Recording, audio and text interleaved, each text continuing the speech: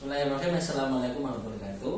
Saya Zainul Arifin, calon guru penggerak angkatan kelima Kabupaten Mojokerto. Nah, dalam kesempatan sesi wawancara dengan kepala sekolah ini, saya akan mewawancarai topiknya adalah pengambilan keputusan berbasis nilai kebajikan sebagai pemimpin pembelajaran. Nah, di depan saya sudah ada Bapak Misbahul Ulum, Kepala Madrasah Ibtidaiyah Al-Ikhlas di Karangdieng, gitu. Nah, bagaimana kabarnya Pak Misbahul Ulum? Alhamdulillah. Luar biasa. Ya. Langsung saja Bapak Misbahul Ulum, ini ada kasus gitu ya, jadi studi kasus. Jadi berkaitan dengan dilema ITK. Ada seorang guru Pak, yaitu beliaunya sangat komunikatif, sangat luar biasa untuk memotivasi siswanya ketika dalam pembelajaran. Nah, ketika ada sesi untuk pengumpulan perangkat pembelajaran yang diadakan oleh Bapak atau Ibu pengawas, beliaunya ternyata ugal-ugalan untuk mengumpulkan perangkat pembelajarannya. Nah, bagaimana Pak Misbahul Ulum sebagai kepala sekolah untuk mengidentifikasi kasus ini yang merupakan dilema atau pojokan orang seperti itu, Pak? Iya. Terima kasih. Saya akan memberikan jawaban terkait dengan pengetahuan saya bahwa dalam rangka proses pembelajaran di kelas tentu Bapak Ibu guru dalam proses KBM ini tentu melalui perencanaan. Perencanaan itu tertulis dan tertuang dalam RPP, silabus, dan lain sebagainya. Nah, terkait dengan Bapak Ibu guru yang ogah-ogahan, tadi disebut ogah-ogahan, tidak mau membuat perangkat pembelajaran. Tetapi ini orangnya aktif ya, yang bagus dalam memberikan proses KBM di kelas, interaktif, ya, aktif, dan sesuai dengan standar KBM gitu. Namun perlu diketahui bahwa seorang guru itu, apalagi guru profesional, harus memiliki 4 kompetensi. Kompetensi pedagogik. Nah, kalau sudah mengajarnya bagus, kompetensi pedagogis yang bagus. Tetapi juga selain ini harus memiliki kemampuan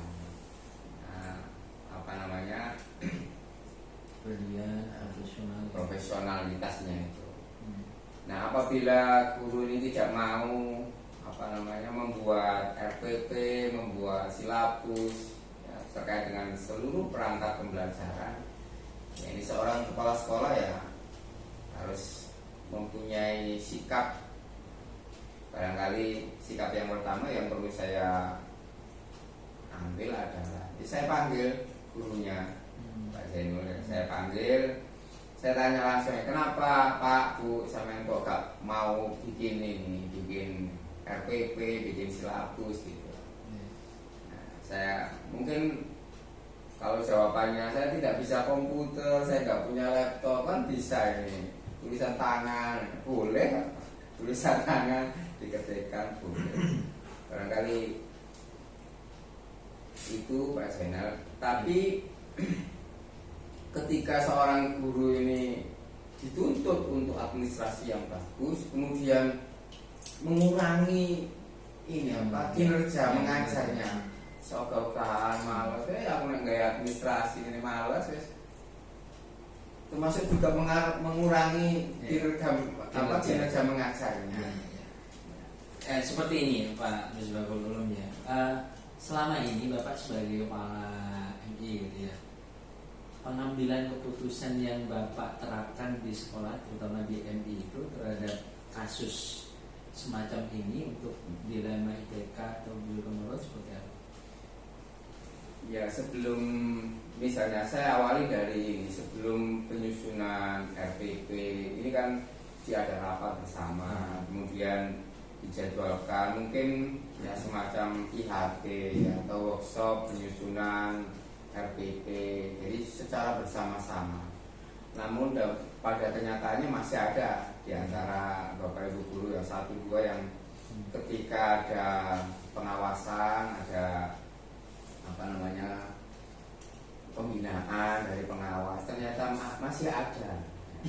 Ya, masih ada. Masih ada. Ya, ada yang tidak mengumpulkan bahkan. Kenapa Bu, Pak? Kan mengumpulkan nggak ada buat. Nah ini ya tetap saya panggil secara pribadi. Kemudian apa sih sulitnya? Kesulitannya apa? Jadi saya mungkin didampingi wakakurikulumnya. Jadi apa kesulitannya? Saya ingin tahu kesulitannya. Barangkali wakakurikulum juga bisa memberikan solusi. Selain saya juga memberikan solusi kepada Bapak Ibu guru yang ini apa? Saya sebut Bapak Ibu guru bandel lagi nih seperti ini. Oke, nah, terkait langkah atau prosedur ketika Pak Misbahul ini melakukan itu dengan Bapak Ibu gurunya. Iya. Langkah prosedur setelah biasanya kan dipanggil gitu. Iya. Langkah prosedur selanjutnya apa Pak? Setelah dipanggil, saya berikan ini arahan, contoh-contoh. Kemudian dia tetap saya berikan lanjuti ya, monitoring terus monitoring. Itu. Sejauh mana ada perkembangan nggak sehari 2 hari ya. Ya maksimal 1 minggu. Nah saya tanya, Bu, Pak, apakah sudah selesai? Nah jadi selalu komunikasi, ada pembinaan. Barangkali ini dengan pendekatan apa namanya ya uswah hasanah, barangkali ini bisa memberikan apa yang lebih baik bagi Bapak Ibu. Nah, berkaitan dengan ini Pak Zubir, kira-kira hal-hal apa saja yang Pak Misbahul anggap itu efektif terkait dengan pengambilan keputusan? Akhirnya maksudnya gini, ada suatu hal yang efektif yang akhirnya guru tersebut akhirnya bisa sadar. Kira-kira apa? Ya kalau terkait dengan ini untuk menyadarkan kebiasaan saya yang saya lakukan dalam menyadarkan seseorang itu terkait dengan insentif atau honor yang saya sudah sering menyampaikan Bapak Ibu sekalian terkait dengan poin-poin itu harus diimbangi koin gitu ya. Nah, koin ya. Poin-poin itu termasuk buat RPP, aktif mengajar. Ini poin ya. Nah, harus diimbangi koin. Nah, guru-guru kami ini kan guru swasta.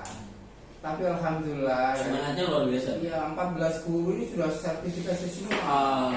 Nah, ini kan sudah masuk dalam poin-poin dan poinnya sudah dapat ya. Karena kewajibannya karena masih banyak guru-guru swasta yang belum tersertifikasi, apalagi di sekolah-sekolah negeri itu. Nah, dengan saya sampaikan poin dan poin itu, apabila Bapak Ibu sekalian tidak mau melaksanakan secara baik administrasi, pembelajaran, semuanya dikerjakan dengan baik, itu akan membawa barokah. Barokah itu konsepnya adalah ziyadatu amalus sholihah, bertambahnya esensi nilai-nilai kebaikan, baik kepada diri sendiri, kepada keluarga, anak-anak. Jika Bapak Ibu tidak baik pekerjaannya, maka bisa jadi oke lah, nggak apa-apa misalnya, tapi tidak baik pada keluarga, nggak barokah karena bisa digoda anaknya sekolah yo malas gitu. Nah, di situ akhirnya sering saya sampaikan itu setiap kali rapat dinas, itu akan ada ini perbaikan, ada kebaikan. Jadi ini mungkin barokah, ada nilai-nilai kebaikan. Gitu. Jadi pendekatan-pendekatan, baik pendekatan sosial, pendekatan personal, gitu.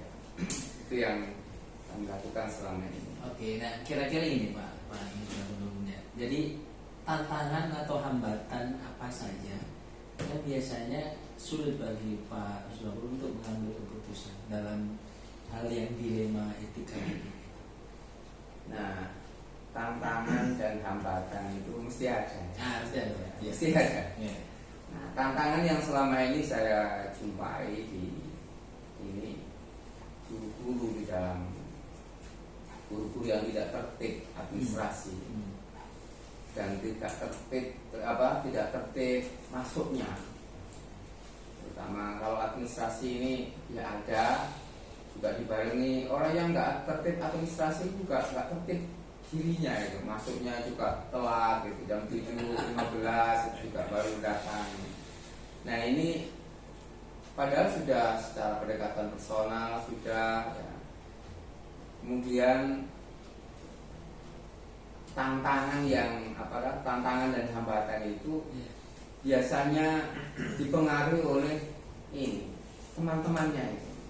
Jadi bukan cuma di sekolah tapi teman di luar sekolah. Alah aku gak apa-apa aku.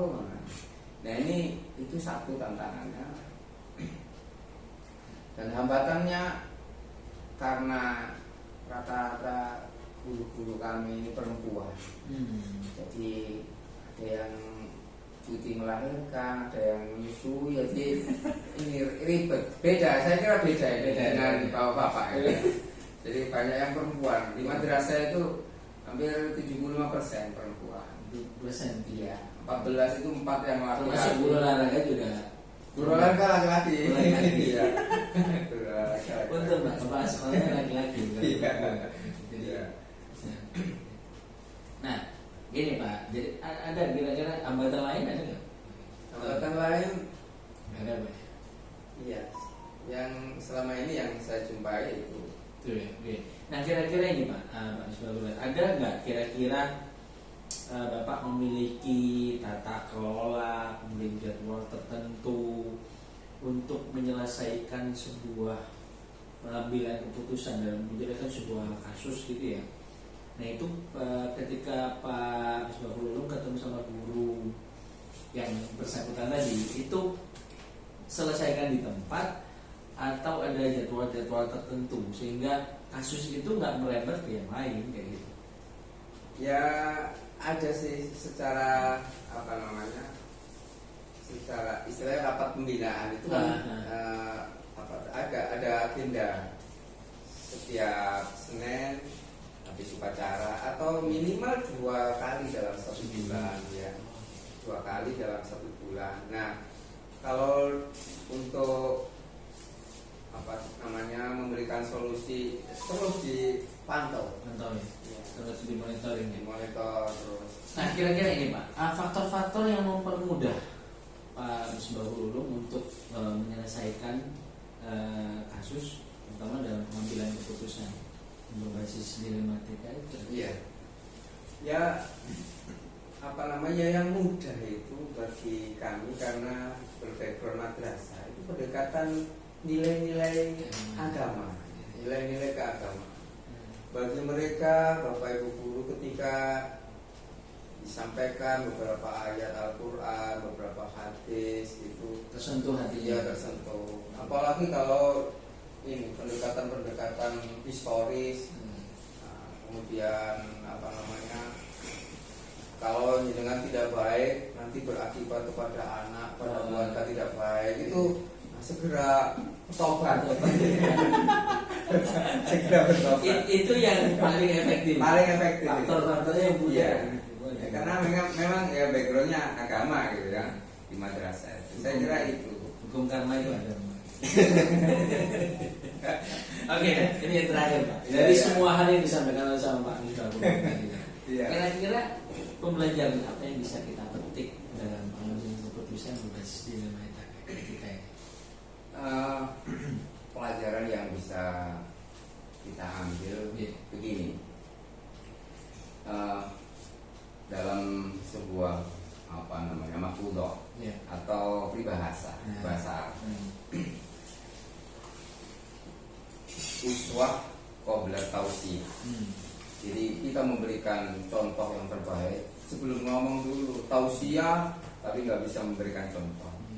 Jadi yang biasa saya lakukan itu tausiyah uswah qabla tausiyah. Jadi memberikan contoh yang baik administrasi, kehadiran, baru kita tausiyah. kalau diberikan contoh yang baik, contoh dulu, kemudian mulai kapan yuk? Kalau bisa mulai sekarang, kasih contoh yang baik, kemudian sambil dimonitoring setiap hari. Nah, alhamdulillah contoh itu akan dicontoh, gitu ya. Contoh akan dicontoh. Kita ini kan suka nyontoh ya. Nah, alhamdulillah contoh-contoh yang baik ya. Jangan contoh yang istilah-istilah ya. Contoh-contoh yang baik. Nah, kalau sudah diberikan contoh yang terbaik, yang baik, walaupun nggak ya, yang baik aja lah. Tapi mereka tidak mau mencontoh. Nah, ini baru tausiah, diberikan tausiah, pendekatan-pendekatan religi ya. Nah, kalau sudah demikian, kalau sudah diberikan contoh, diberikan pendekatan-pendekatan agama, kok masih bandel ya. Itu kategori aful iman, orang yang sangat lemah imannya. Nah, ini ya kita doakan aja, mudah-mudahan mereka bertobat. Ini dalam ya mungkin itu ya jadi yang bisa saya sampaikan ya. Terima kasih Pak Misbahul, Kepala MI Al-Ikhlas Karangbieng, Kutorejo. Nah, teman-teman semuanya, demikianlah sesi wawancara saya dengan Pak Misbahul. Iya. Terima kasih atas perhatiannya. Assalamualaikum warahmatullahi wabarakatuh. Salam.